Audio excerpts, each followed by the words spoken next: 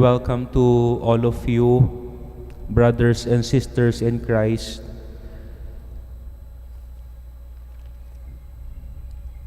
To those here inside the shrine and in the online live streaming, sa mga nakatutok ngayon sa mga cellphone, computer or TV, saan man po kayo sulok ng Pilipinas ngayon at ng mundo, please be assured na naabot po kayo ng pagmamahal ng Diyos, because God's love for us and you will always remain unconditional. Why? Because God's love for you. Why? Because wherever you are right now, so whatever you are undergoing at this moment, there is a reassurance that God knows your situation and He will never let you down. For this homily, we are going to focus on two things. One in the first reading at saka naman sa gospel. Sa first reading, we are going to explore yung sinabi na ang Diyos daw, nilika ng Diyos ang tao mula sa alabok, from the soil, and then hinihangahan niya ito. He breathed on the nostril at nagkaroon ng buhay ang tao. Kahapon, pagtingin ko ng Facebook, kasi one of the priests in Cubao died last month. Ngayon, yung one priest naman, binisita siya doon sa puntod. Pinitsura ng pari yung puntod. Nakasulat doon yung inscription. Ito nakasulat, "The soul is the life of the body, and the soul comes from God." But let us be clear, both the body and the soul comes from God. Ang Diyos ang gumawa. The body comes from the earth, and our soul was breathed forth by God. Ang overall point nito, ang Diyos is, God is the origin of life. We do have an origin. Meron tayong pinagmulan, meron tayong pinanggalingan. We did not come from nowhere. But we do have a beginning. We come from God, the Creator. Alam niyo po kasi, no one among us here, ni naman sa atin dito, who created himself or chose to be born. Instead, God chose us to be here. Dahil po dito, keep always remember that you and me, our existence never happened by accident, never happened by chance. Di man siguro talaga tayo pinagplanuhan mabuti ng ating mga magulang, but God must have planned it before long. Hindi lang handa yung kanyang mga instrumento, but God was very much prepared for us. Just imagine, wala tayong kapareho.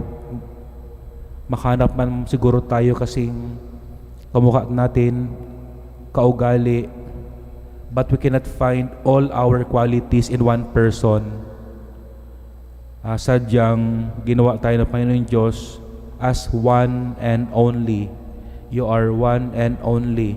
Kaya ingatan ang sarili, kasi itong buhay na ito hindi napapalitan, irreplaceable.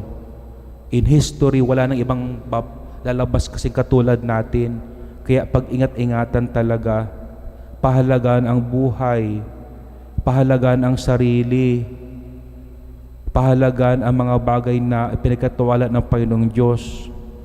And never put down ourselves. Never put down.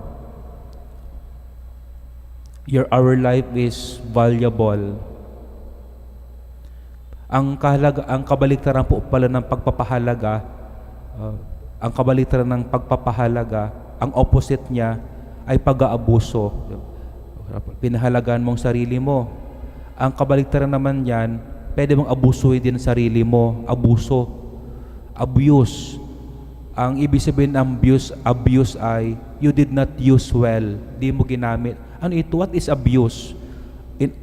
Ang abuse po is hindi ginagamit ng tama ang kalayaan para pumili ng tama sa mali. Ibig sabihin, imbis traktuhin mo ang sarili mo tama, trinato mo na mali. Imbis traktuhin mo ang iba na tama, trinato mo na mali.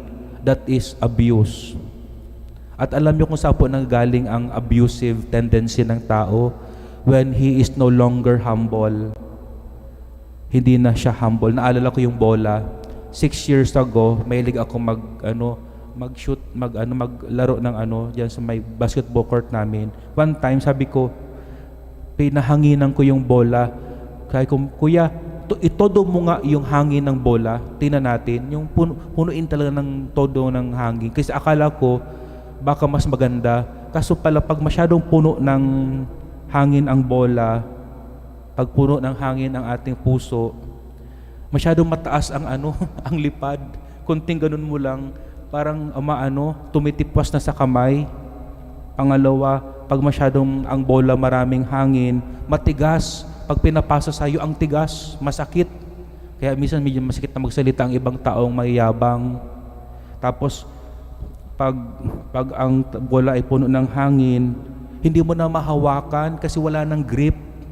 Wala nang grip. Ganun din siguro, di na tayo mahawakan ng Diyos.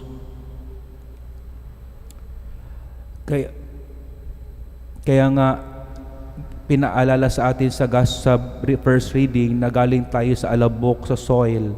At dito galing ang salitang humility, humus.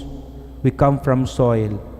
Ang point niyan, para iapak natin ating mga paa sa lupa.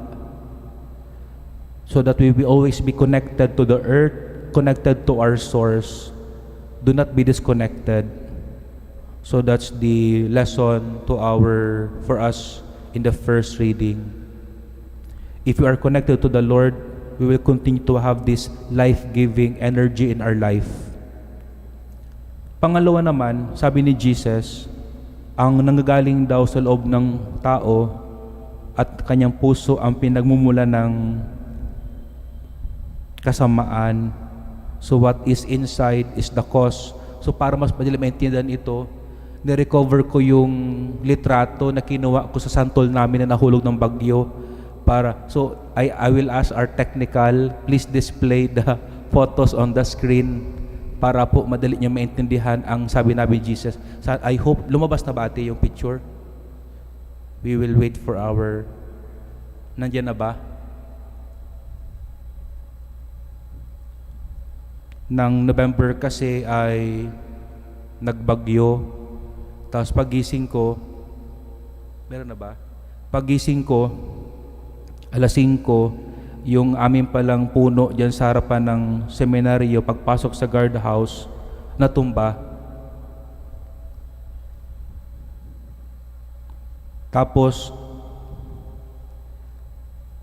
hindi mo maisip na ito ay matutumba before, kasi from the outside, ang laki kasi ng puno, it looks so strong, it looks dominant, it looks so good by appearance. Tama talaga si Rene Descartes. Many times our senses is deceiving. Nakapaglilin lang ang paningin, pangdama ng tao. Kasi yung puno dati was so strong and too old. Kaso, nang nagbagyo,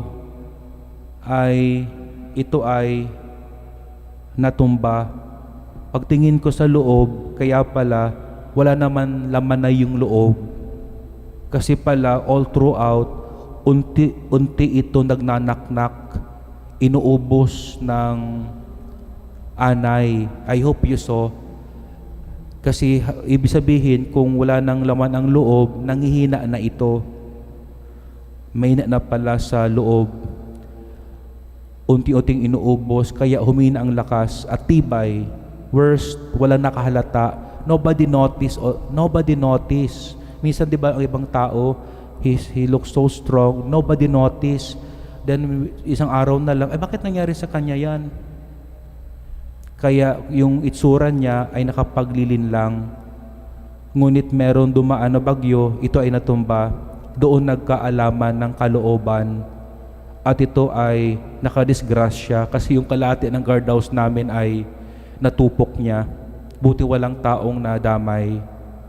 Ganito po ang punto ni Jesus. So pwede na pong alisin yung photo.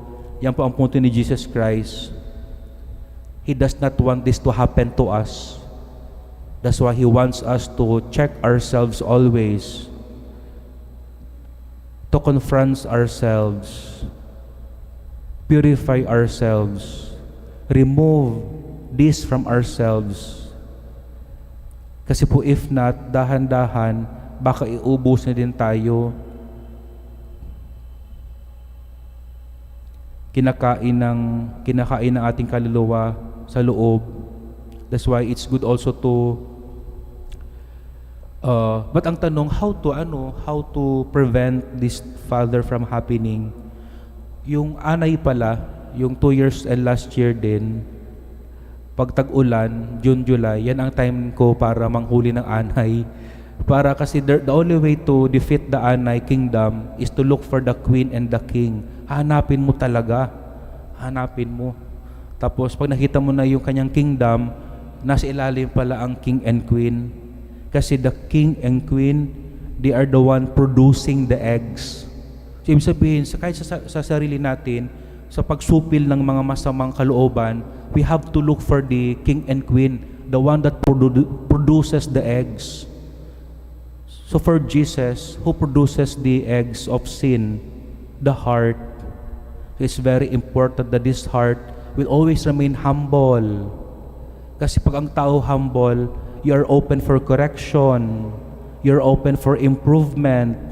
You are open for the grace of God. You're open for God's transforming presence. So God bless everyone.